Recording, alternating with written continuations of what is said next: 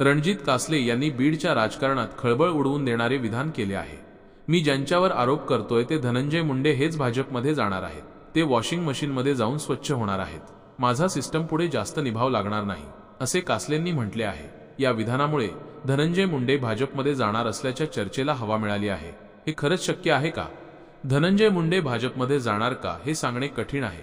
मात्र कासलेंच्या दाव्यानुसार मुंडे भाजपमध्ये गेल्यास काही कारणे असू शकतात। राजकीय अस्तित्व टिकवणे, मुंडेंवर गंभीर आरोप झाले आहेत, त्यामुळे त्यांचे राजकीय अस्तित्व धोक्यात येऊ शकते। भाजपमध्ये प्रवेश केल्यास त्यांना राजकीय संरक्षण मिळू शकते।